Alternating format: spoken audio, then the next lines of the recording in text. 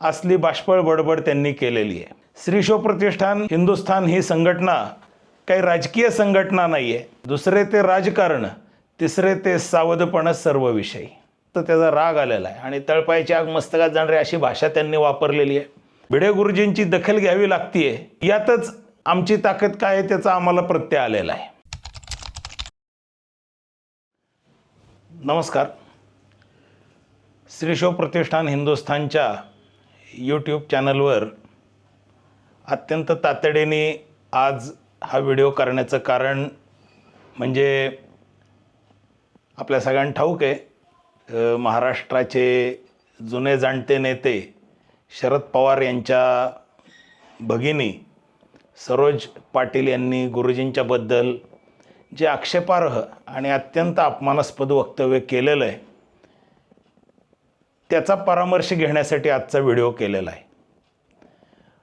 आदरणीय श्री संभाजीराव भिडे गुरुजी हे काय व्यक्तिमत्व आहे, त्यांचं जीवन किती तपश्चर्या, त्याग, समर्पण यांनी भरलेलं आहे याची तिळमात्र जाणीव नसल्यामुळंच असली बाष्पळ बडबड त्यांनी केलेली आहे।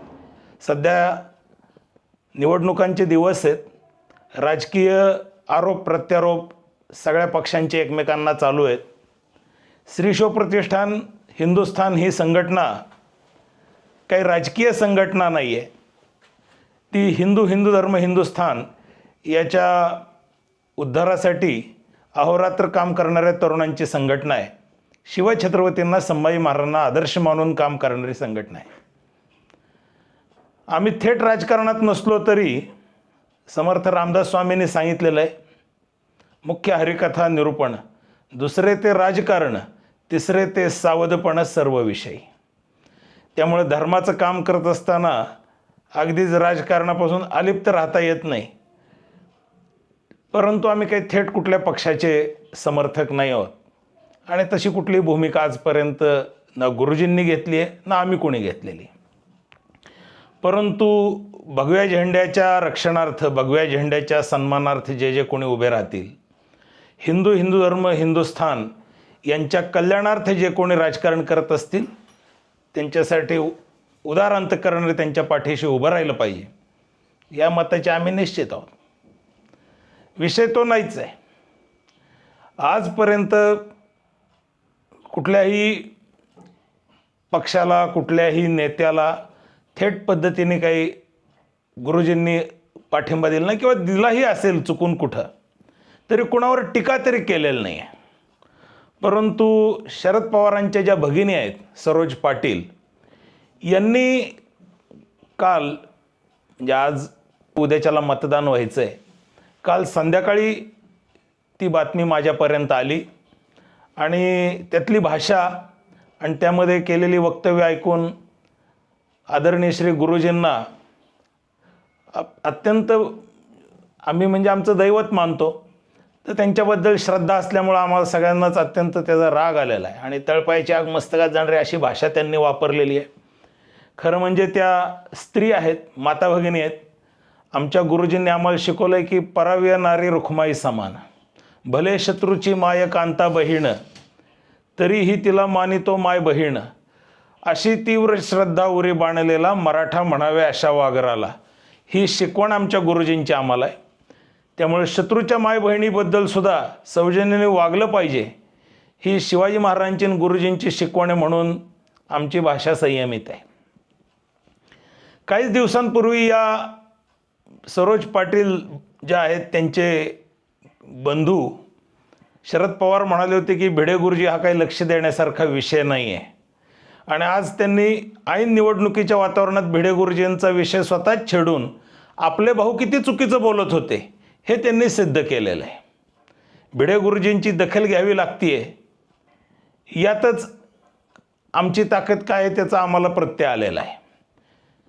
परंतु एखाद्या ज्येष्ठ वडीलधाऱ्या आणि अत्यंत तपस्वी माणसाबद्दल बोलताना भाषा कशी असावी, भले तुम्हाला विचार पटत नसतील तरी, परंतु याचा साधा विवेकसुद्धा या सरोज पाटील यांनी पाळलेला दिसत नाही। त्यांनी गुरुजींवर जे आरोप केलेले त्याबद्दल तर काय बोलायचं। त्यांनी सांगितलेलं आहे भिडे गुरुजींचे लोक तुम्हाला दारू देतील, पैसे देतील, खायला प्यायला देतील, आमिष दाखवतील. मी स्वतः आणि माझ्यापेक्षा आधीपासून काम करणारे लोक आहेत. आज गुरुजींचं वय जवळपास 90च्या आसपास आहे, त्याच्याही पुढं आहे. या सरोज पाटील जे आहेत त्यांचे जे काही ज्येष्ठ बंधू आहेत शरद पवार, ते काही भिडे गुरुजींच्यापेक्षा फार त्यांच्या वयात अंतर नाही, 2-4 वर्ष लहान असतील. परंतु आजही भिडे गुरुजींची शारीरिक, मानसिक, वैचारिक प्रकृती त्यांच्यापेक्षा काही पटीने चांगली आहे. गुरुजींना त्यांच्यासारखं डायपर घालून फिरावं लागत नाही गावोगाव. आजही या वयात आमचे गुरुजी 108 सूर्यनमस्कार मारल्याशिवाय अन्न सेवन करत नाहीत. साधे एसटीने गावोगाव फिरणारे गुरुजी आहेत.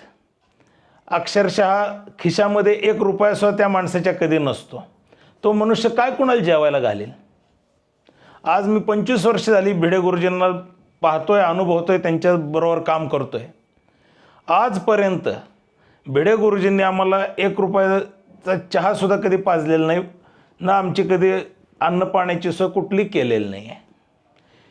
आमच्या कामाचं तत्त्वच आहे मुळी की देश देव धर्मासाठी शिवाजी महाराजांनी ज्या पद्धतीने काम केलं त्या पद्धतीने काम करायचं आहे, म्हणजे निस्वार्थपणे. कुठलंही आमिष, कुठलंही प्रलोभन त्याच्या आहारी जाऊन चालणारं काम म्हणजे श्री शिव प्रतिष्ठान हिंदुस्थान नव्हे. परंतु मनी वसे ते स्वप्नी दिसे.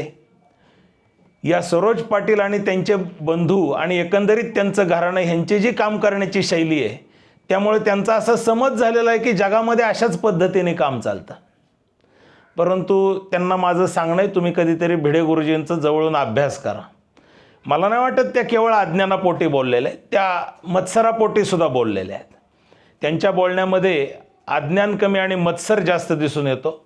आणि तो मत्सर याच गोष्टीचा आहे की भिडे गुरुजींनी 1 रुपयाचा खिशात नसताना लक्षावधी मुलं पाठीशी उभी केली आणि आपण इतकी वर्ष पैसा, दारू जे काही त्या बोलल्यात ते त्यांचे भाऊ स्वतः खायला घालतात. मी बारामतीतच लहानाचा मोठा झालेलो आहे. त्यामुळे त्यांनी कशा पद्धतीने स्वतः जर राजकारण केलेलं आहे याचा मी अगदी लहानपणापासून जिवंत साक्षीदार आहे. त्यामुळे ते जे काही बोलल्यात त्या प्रयोग, दारू असेल, जेवण असेल, अमुक तमुक, त्याचे प्रयोग त्यांच्या घराण्यातले लोक प्रत्येक निवडणुकीत करत असतात, हे मी डोळ्यांनी बघत आलेलो आहे. विषय असा आहे की भिडे गुरुजी या माणसाकडं स्वतःकडंच काही नाही, त्यांना कमवण्यासारखं कमवायचं असतं. ते आज खूप मोठ्या म्हणजे आर्थिकदृष्ट्या, मान सन्मान सगळ्याच दृष्टीने त्यांनी खूप काही कमवलं असतं. परंतु त्या सगळ्याला लाथ मारून नको मान सन्मान आम्हास काही, जगू माय भूच्यास्तवे हीच ग्वाही, या तत्वाला चिकटून भिडे गुरुजींनी आयुष्यभर काम केलेलं आहे. ते काय कोणाला खायला प्यायला घालतील? आजपर्यंत मोहिमेमध्ये माझ्या जवळपास 23-24 मोहिमा झाल्या. यापैकी बहुतांश सगळ्या मोहिमांमध्ये गुरुजींनी आम्हाला शपथ घ्यायला लावली आहे शिवाजी महाराजांच्या साक्षीने की आयुष्यात मी कुठलंही व्यसन करणार नाही. त्यामुळं ते आम्ही कुणाला व्यसनाची आमिष दाखवू हा तर प्रश्नच लांब राहिला. व्यसनाच्या दुष्परिणामांचं जिवंत उदाहरण म्हणजे सरोज पाटील तुमचे बंधू आहेत.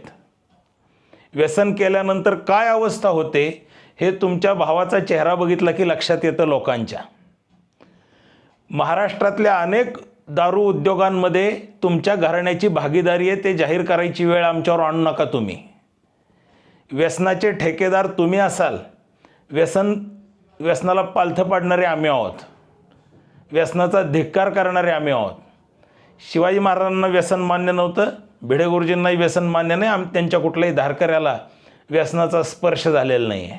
लक्षावधी तरुण पोरं व्यसनमुक्त करण्याचं काम 1 रुपयाचा खर्च न करता शिवछत्रपती संभाजी महाराज या मंत्रांच्या बळावर व्यसनमुक्त करण्याचं काम भिडे गुरुजींनी मागच्या 50-60 वर्षामध्ये केलेलं आहे. तुम्ही त्या सूर्याकडं थुंकण्याचं धाडस तुम्ही करू नका. थुंकी तुमच्या तोंडावर पडल्याशिवाय राहणार नाही. आपल्यापेक्षा पुण्यवान असलेल्या व्यक्तीशी फारसा पंगा कधी घ्यायचा नसतो हे तुमच्या वडीलधाऱ्यांनी तुम्हाला शिकवलेलं दिसत नाही आहे. त्याचे परिणाम येणाऱ्या निवडणुकीत सुद्धा तुम्हाला बघायला मिळतील. आम्ही राजकीय नाही आहोत, परंतु राजकीय काय आणि कुठल्याही क्षेत्रातील लोकांना सरळ करण्याची अक्कल आम्हाला शिवाजी महाराजांनी शिकवलेली आहे. तुम्ही भिडे गुरुजींच्या नादी लागून खूप मोठी चूक केलेली आहे. तुम्ही स्त्री आहात म्हणून तुम्ही आणि वयोवृद्ध आहात म्हणून, नाहीतर आम्ही खऱ्या अर्थाने आमची ताकद काय ते तुम्हाला दाखवून दिली असती. परंतु हे गुरुजींचे संस्कारच आहेत, शिवाजी महाराजांचे संस्कार आहेत की आम्हाला फार संयम ठेवावा लागतो या बाबतीत. परंतु इथनं पुढं निष्कारणपणे तुमच्या भावाने सुद्धा अनेकदा कारण नसताना भिडे गुरुजींना मध्ये ओढण्याचा प्रयत्न आयुष्यभर केलेला आहे. कोरेगाव भीमाच्या प्रकरणामध्ये आमचा काही संबंध नसताना तुमचे भाऊ होते शरद पवार, ज्यांनी भिडे गुरुजींना त्याच्यामध्ये गोवण्याचा प्रयत्न केला. अर्थात कोर्टामध्ये आणि सगळ्या ज्या काही तपास यंत्रणांनी दूध का दूध पाणी का पाणी केलं आणि सत्य सगळ्यांच्या समोर आलं. परंतु त्यांचे ते कांगावेखोर धंदे त्याही वेळी दिसून आलेले होते आणि त्याही आधी कित्येकदा त्यांनी हे काम संपवण्याचा प्रयत्न. खरं म्हणजे आम्ही त्यांना सन्मानाने बोलवतो 2002 साली दुर्गामाता दौडीला, परंतु ते सद्भावनेने नाही तर अत्यंत विकृत भावनेने आमच्या कार्यक्रमाला आले होते आणि त्यानंतर त्यांनी आमचं काम संपवण्याचा चंग बांधला. परंतु कावळ्याच्या शापाने गाय मरू शकत नाही, तसं त्यांनी कितीही धडपड केली तरी आमचं काम ते संपवू शकणार नाहीत. त्यांची विचारधारा संपुष्टात येईल परंतु आमचं काम कधी संपू शकत नाही, कारण आमच्या पाठीमागे शिवाजी महाराजांची पुण्याई आहे.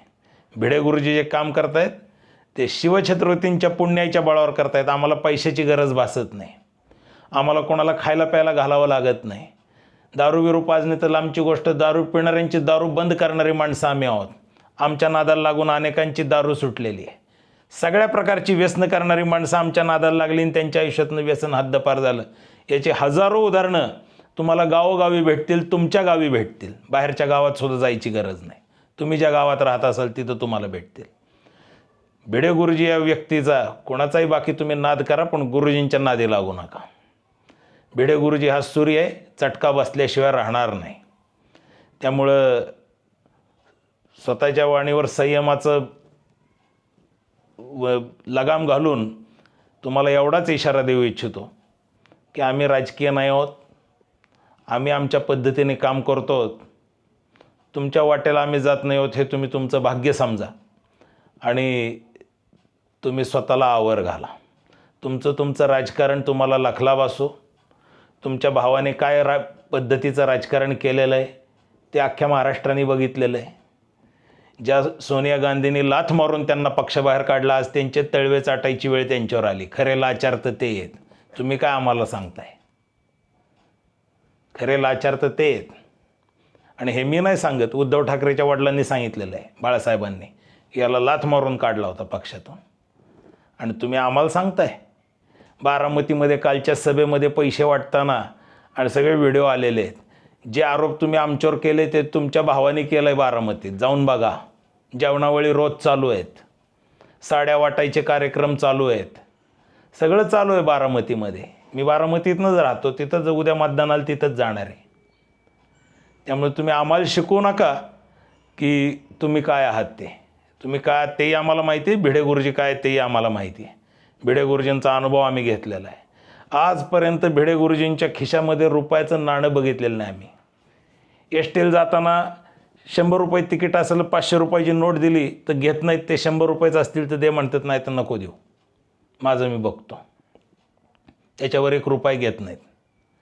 त्यांच्यासारखं तपस्वी जीवन तुमच्या घराण्यात कोणाला जमू शकत नाही. घराण्यात तुमचं खानदान आहे. खरं म्हणजे खानाला दान द्यायची पद्धत ज्या घरात असते त्याला खानदान म्हणतात. हे तुमचं खानदान आहे. ते तुमच्या खानदानात भिडे गुरुजींच्या ताकदीचं जीवन जगणं तुम्हाला या जन्मात जमू शकत नाही. त्यामुळे तुम्ही स्वतःला आवर घाला आणि इथनं पुढं असले धंदे थांबवा एवढीच विनंती करतो. जय भवानी, जय शिवाजी, जय हिंदू राष्ट्र.